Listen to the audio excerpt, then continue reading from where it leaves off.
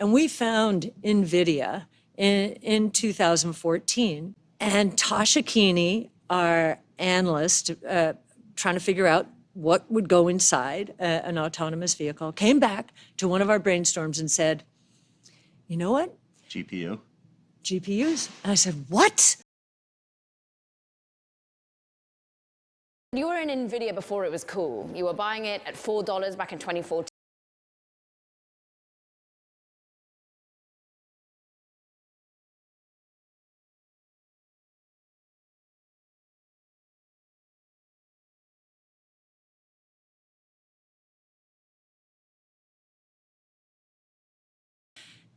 And Tasha Keeney, our analyst, trying to figure out what would go inside an autonomous vehicle, came back to one of our brainstorms and said, you know what? GPUs. And I said, what? Because it's a video game chip. It's a PC gaming chip company. I said, what? But I said, what? You rode the wave on this particular stock, Kathy, to 330 back in 2021. But the recent rally you've missed, because the flagship ARC Innovation ETF, you sold out of your main stake back in January. Why? Yes. So if you, we're very positive on NVIDIA. We have been very positive on NVIDIA. We bought it down when it hit nearly $100 in the fourth quarter last year. And then it tripled as some of our other AI-oriented stocks stood still. So, we're looking at, believe it or not, many people do not believe this about us. We're looking at relative valuations of names in the AI space. And we were looking at NVIDIA at 25 times sales, which is where it is. And Tesla, which is probably the biggest AI story out there, is at 6 times earnings. UiPath yesterday, not earnings, 6 times sales. UiPath yesterday reported it is a beautiful AI play. It too is at 6 times sales.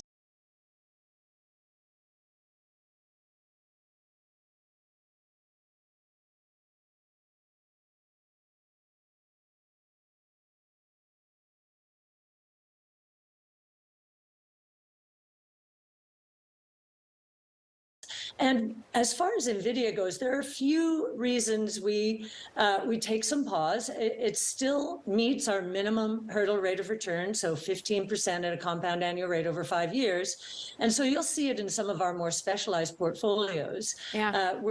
We're looking for the better values, but the risks to NVIDIA would include cyclical. When I hear shortages about GPUs or anything, I begin to think about the cyclicality of a group, competition.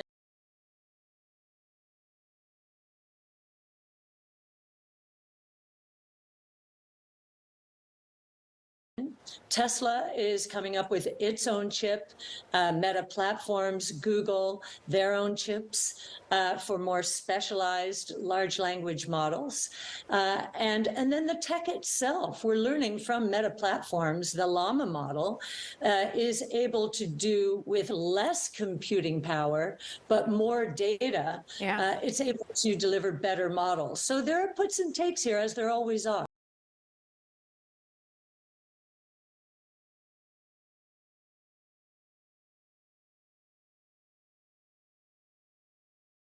How many frustrated investors have got in touch with you via Twitter or the other forms in which you connect with your own purchases of the ETFs? I mean, there must have been a lot of frustration that you kept it in some funds, but not the main ARC ETF. Well, I'll tell you what has happened mostly is people who understood the NVIDIA story, we were pounding the table on it on 2014, really till 2021. And many people actually put it into their portfolios, their own portfolios, and they may have held it. We have not gotten much pushback. And the reason is people know that we are on AI, but we're doing it in a little bit of a differentiated way. NVIDIA has become a check-the-box stock. That's why the valuation is where it is. But we are looking for those plays that have not only the vision from management team point of view and broad distribution, but also proprietary data and AI expertise. So we're just pivoting to another set of plays that most people have not discovered yet, much like they did not understand that NVIDIA was an AI play really until very recently. So Palantir you mentioned, or UiPath you mentioned, Tesla you mentioned. There's actually quite a few, though. It seems relatively limited overall AI-focused names that you have. Am I missing something there? Are there far more AI exposure within your flagship fund, or are you really just deciding that there are going to be a few key names that you back? No, Twilio would be another name. Almost every company, except for, well, actually, even including the multi-omics companies like Exact Sciences, are using their own proprietary data and their broad distribution networks to gather information and create better products and services. So I would say almost every company that we have in the portfolio is in some way, shape, or form, we ask the question, how are you harnessing this powerful tool called artificial intelligence? And I would say 90% of the names in the portfolio are harnessing it and do have proprietary data. What caught my eye, and we've actually seen so much disruption already to the market capitalization of companies when they have found themselves disrupted by, for example, a ChatGPT. I think of Chegg, the education company, but you noted that Apple, for example, its apps platform could be disintermediated by ChatGPT platforms. Is that a key company that we need to worry about being disrupted? What other names do you think that come to mind that maybe the market has it wrong on how much they could be overwhelmed by this new competitor? Well, for Google, ChatGPT was either the worst thing that has ever happened to it, or maybe the best thing.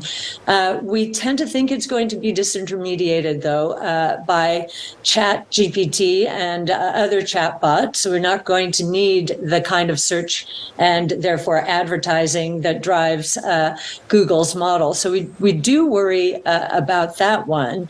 And as you said, Apple, there are many people who think that even Amazon is going to be disrupted not only by social commerce, so people just shopping through Instagram and other social media sites, Pinterest, but it also could be disintermediated as if consumers use ChatGPT and other AI tools to say, I want exactly this kind of item at the cheapest price anywhere in the world.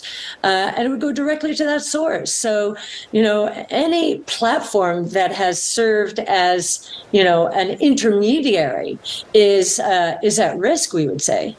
You've name-checked a couple of Meta's things now, Instagram, and you mentioned Llama. Is Meta something that you're doubling down on from an AI perspective? So Meta is interesting to us. We do like what it is doing. We love its sophistication and the fact that Mark Zuckerberg is now prioritizing artificial intelligence as opposed to the metaverse, which was really what he was focused on last year.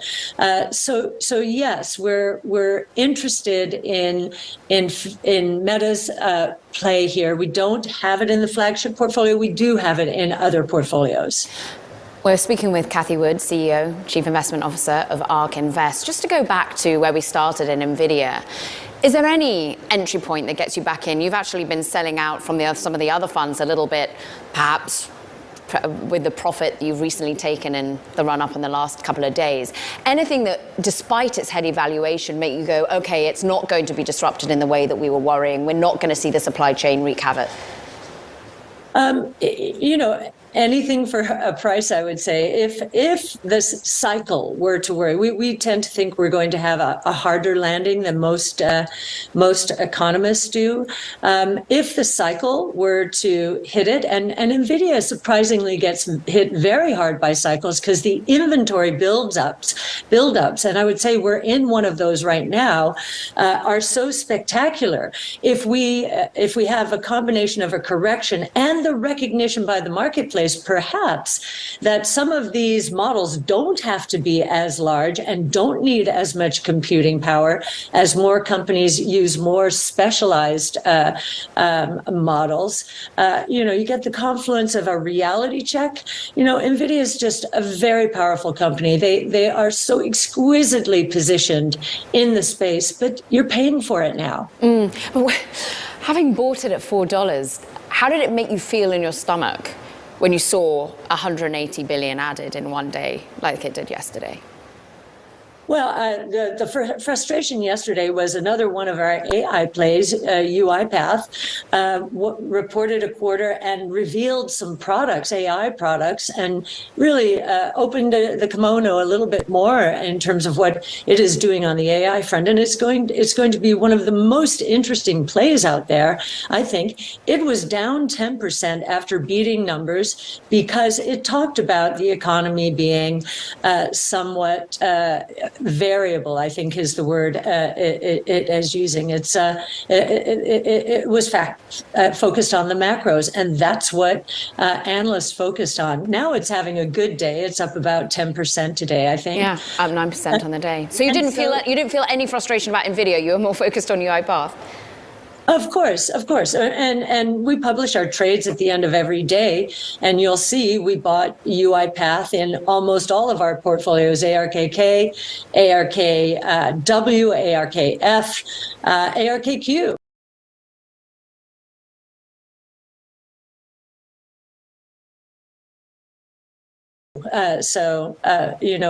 We use those opportunities when we feel like the market isn't seeing something that we are, especially when it relates to artificial intelligence. So tell us what you're seeing with XAI or with Tesla's focus on AI. Today, Tesla getting bought because it's done a deal with Ford on its electrification and indeed the way in which you charge your cars. But what are we perhaps missing when it comes to being the #1 artificial play, as you just said?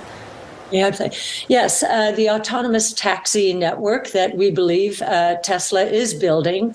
It has more data. Talk about proprietary data. It has more data of real world driving miles than all of the other auto companies and technology companies like Waymo put together around the world, we would say, except for perhaps China, because we don't know exactly what's going on there. And we do believe that the autonomous taxi platform opportunity is a winner-take-most opportunity.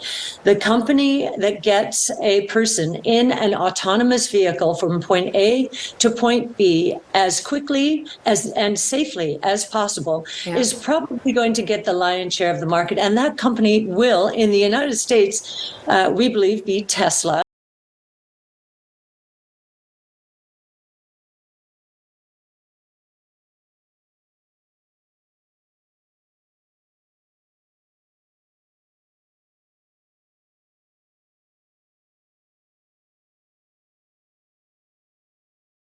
And we believe globally that opportunity will scale from zero today to $8 to $10 trillion in revenues by 2030. So you can see why we're so excited by Tesla. It is the furthest advanced from an AI point of view, and it's even becoming a manufacturer of factories using artificial intelligence and becoming more and more and more efficient in manufacturing factories and cars. We think it's the most efficient in the world right now. And manufacturing in China, Kathy. And I'm interested in, you reference this worry about, maybe it's not a worry. You talk about, at least in the US. Are you looking at China? You're remaining exposed to China amid the trade tensions and indeed the tech tensions. Yes, our history with China after COVID was we plowed in during COVID because we liked what China was doing from a monetary and fiscal point of view. They were not overdoing it. And then, of course, we entered the period starting in November of 20, where, managements were basically banished from their companies, and there was one restriction and regulation after another. And so we've pulled away quite significantly. common prosperity, it seems, means very low profit margins and services that reach into tier 1, tier 2 cities. So JD Logistics and JD, we have some of that, but we have minimized our exposure until China basically seems more inviting to capital once again. You, of course, have been really frustrated yourself with the Federal Reserve. You've said, in particular, inflation is something they shouldn't be looking at. You still think that there's deflation out there, but then when we get a CPE or PCE print like we did today, the personal consumption expenditure, 4.4%, is that still, to you, the wrong data to be looking at, or you think deflation is coming after this swiftly? Yes, I think when history books are written, we'll look back at this period and we'll see the sharp rise in inflation, which was caused by massive supply chain, really supply shocks from COVID and the war in Ukraine. And you will see, so sharp increase, and it feels like it's so slowly coming down. But when you start looking at these charts in history, this decline will look very like it was very rapid, and we will descend into deflationary territory. Don Luswin wrote a piece, it was an editorial in the Wall Street Journal, I believe, about this. And I think the Fed is going to be blamed for sending us into a deflationary period.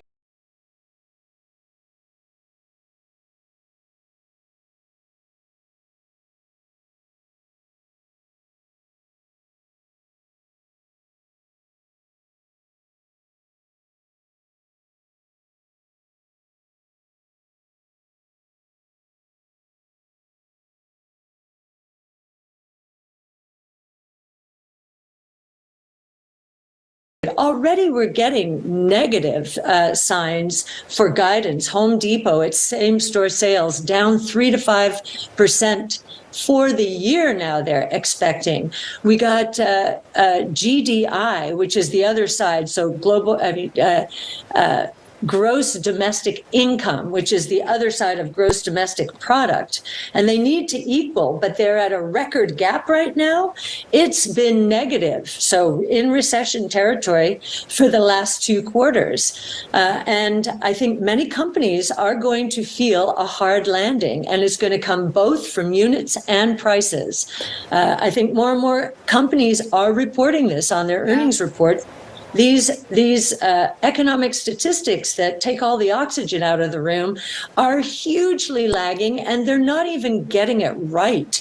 If you look at the digital world, gross domestic product that statistic was devised in the industrial age. We're in the digital age right now. Yeah. So we pay more attention to gross domestic income, which tends to be more accurate as we're seeing these inconsistencies.